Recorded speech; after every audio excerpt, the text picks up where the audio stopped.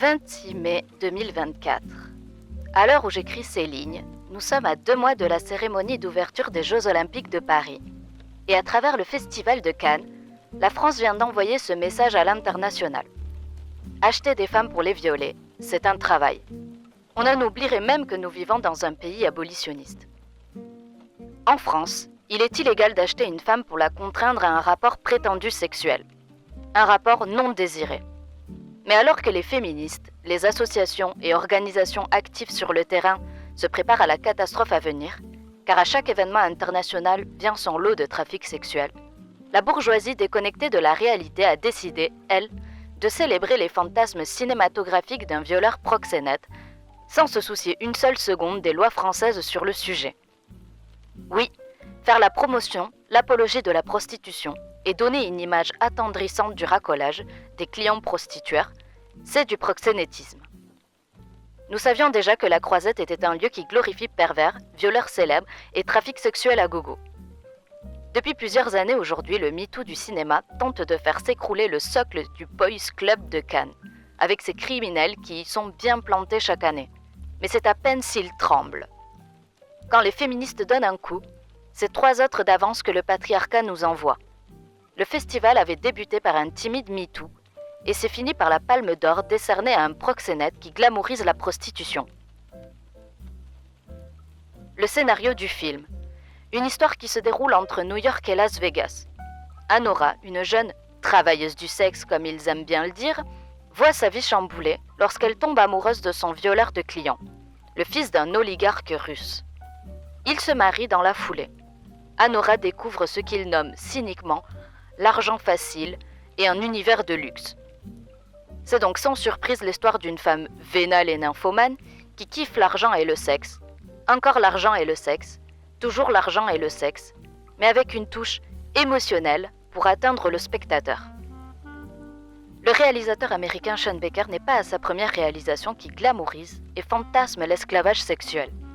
Le type est un obsessionnel du sujet, et comme beaucoup de masculinistes prostitueurs, il utilise le monde de l'art pour mettre en image ses hallucinations misogynes. Il est remarqué dès 2015 avec son film Tangerine, qui raconte l'histoire d'une travailleuse du sexe trans. Ce personnage principal découvre que son petit ami, qui est son proxénète, le trompe. Le réalisateur est déjà venu plusieurs fois à Cannes. En 2017, il vient présenter le film Florida Project, qui raconte l'histoire d'une fille et de sa mère, danseuse exotique, qui perd son job et finit par se prostituer. Et en 2021, il est en compétition avec Red Rocket, qui raconte l'histoire d'un ancien acteur porno et pédocriminel. Dans le film, Mikey va fréquenter une fille de 17 ans, qu'il va convaincre de tout quitter pour faire du porno. Drogue, sexe, porno et club de striptease, vous connaissez. Puis le film se termine avec Mikey qui se retrouve forcé de partir sans la jeune femme et passant devant chez elle, il l'imagine en bikini l'attendant sur le pas de la porte. Soyons honnêtes, Sean Baker n'est rien d'autre qu'un gros dégueulasse et la France vient d'un seul coup net de récompenser les créations d'un obsédé sexuel. Car à travers cette palme d'or, c'est toutes ces créations qui sont approuvées. Et comme un bon soldat de l'industrie du viol tarifé, il a dédié sa palme aux travailleuses du sexe passées, actuelles et à venir. Car oui, Sean espère bien que l'industrie qui aménage la sexualité des hommes ait encore de beaux jours. Il espère que notre société continuera de créer une catégorie de femmes pauvres dont la seule issue est de devoir servir les violeurs comme lui. S'adressant à l'AFP lors du festival, Baker a déclaré que nous sommes tous fascinés par le travail du sexe et que cela s'explique en partie par le fait qu'il se trouve juste sous notre nez, que nous le remarquions ou non. Pourtant, même sous son nez, Sean, il ne sait toujours pas faire la différence entre le vécu d'une femme victime de prostitution et le prosélytisme proxénète. Enfin si, il le sait. Il sait même exactement ce qu'il fait. Comme tout bon proxénète, il crie tout haut dans les médias connaître le terrain. Le fameux « j'ai des amis prostituées » pour nous attendrir et par la suite scénariser une histoire de pute au grand cœur. Ce sont ses paroles. Comme tout bon proxénète, il a bien étudié le discours et répète mot à mot ce que nous connaissons déjà par cœur. il a déclaré que le travail du sexe devrait être décriminalisé et non réglementé, car c'est le corps des travailleuses du sexe et c'est à elles de décider comment elles l'utiliseront pour gagner leur vie. Celles et ceux qui connaissent les arguments savent déjà qu'à travers le terme « travail du sexe », ce que les hommes veulent en réalité décriminaliser, c'est le proxénétisme. Car en France, les victimes de prostitution sont déjà décriminalisées. À travers le « mon corps, mon choix », Sean veut nous faire oublier que la contractualisation des corps donne justement du pouvoir à l'acheteur et non à la personne achetée. Et pourtant, les médias disent qu'ils se moquent de cette Amérique corrompue par l'argent, tout en occultant cette même logique pour la prostitution. Oui, l'argent corrompt le choix, mais quand il s'agit de sexe, tous les hommes se mettent d'accord pour parler de liberté. Comme c'est facile, normal, c'est eux qui dictent les règles et qui les appliquent. Oui, Sean s'est créé grâce aux médias et autres bourgeois friands de récits grotesques, une réputation de spécialiste du sujet. Comme tous les proxénètes, il utilise sa fausse complaisance pour les victimes de prostitution pour faire adhérer à son discours. Sean, tout comme les créations de bon nombre d'autres hommes, servent à magnifier l'esclavage sexuel des femmes, ignorer leurs paroles et leurs réalités. Alors non, Greta, contrairement à toi, nous ne trouvons pas ce film magnifique et rempli d'humanité. Promouvoir ce film sans donner d'éléments contextuels, c'est encenser la prostitution et le système prostitueur auprès du jeune public, qui est susceptible d'être la cible du lobby pro-prostitution. Pour rappel, 85% des victimes de prostitution sont des filles et des femmes, 93% sont étrangères, et la moitié des victimes françaises de proxénétisme sont mineures. Par la caricature, les victimes de prostitution deviennent l'utopie sexuelle des pervers. La misère qui se prend pour la luxure, la femme prétendue libre de ses choix qui est en réalité esclave des choix des hommes, l'abnégation travestie en amour-propre.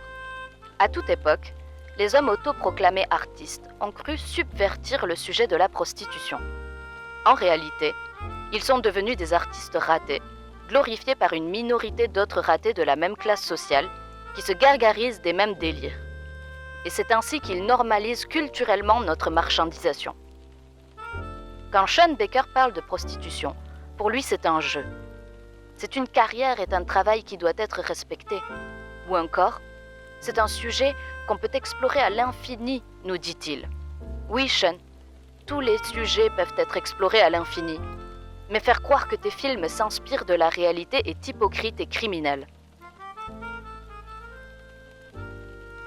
Les victimes de prostitution et les femmes, tout simplement, subissent tous les jours l'impact des clichés prostitutionnels.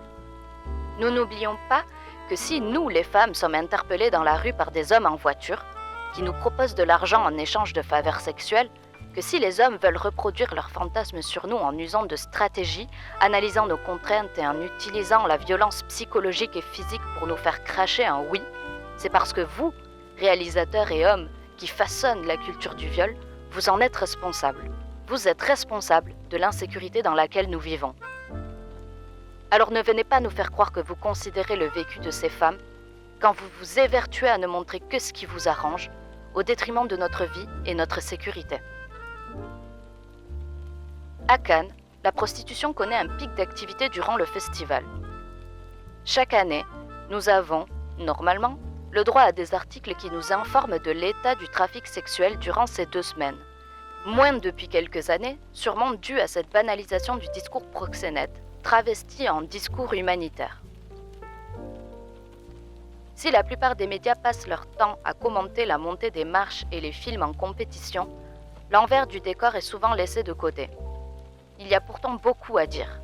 Les coulisses du plus célèbre festival de cinéma au monde sont en effet dignes des scénarios des plus grands films noirs où les héros ne sont cette fois-ci pas des petits gangsters et des femmes fatales, mais plutôt des riches hommes d'affaires qui achètent des victimes de prostitution. Le nombre de victimes triple et ces femmes affluent de Paris, d'Europe de l'Est et d'Afrique.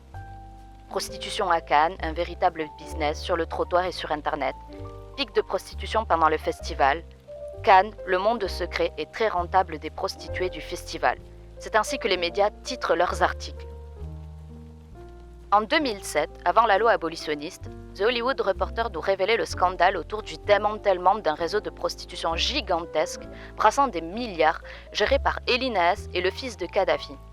En 2019, avec la loi qui pénalise les acheteurs, un policier raconte sur le média 20 minutes qu'il lutte avec les moyens du bord, tout en révélant que leur lutte se résume à un arrêté afin de nous permettre de verbaliser les nuisances qui découlent de celles-ci, tapage, jet de détritus, etc. Depuis, plus rien. Silence radio. Circuler, il n'y a rien à voir. Le Festival de Cannes, c'est toujours des acheteurs et réalisateurs qui font polémique pour leurs films, leurs propos, leurs actes criminels. Mais voici deux événements qui nous ont particulièrement marqués. En 2014, François Ozon présente son film Jeune et jolie, issu tout comme ceux de Sean Baker de sa vision fantasmée de la prostitution. Il va alors déclarer à Hollywood Reporter « C'est un fantasme de beaucoup de femmes de se livrer à la prostitution. Cela ne veut pas dire qu'elles le font, mais le fait d'être payé pour avoir des relations sexuelles est quelque chose de très évident dans la sexualité féminine. Je crois qu'être un objet de sexualité est quelque chose de très évident. Vous savez, d'être désiré, utilisé. Il y a une sorte de passivité que les femmes recherchent. » L'interview fait scandale, et François Ozon essaye de se rattraper mais en vain. Bien fait.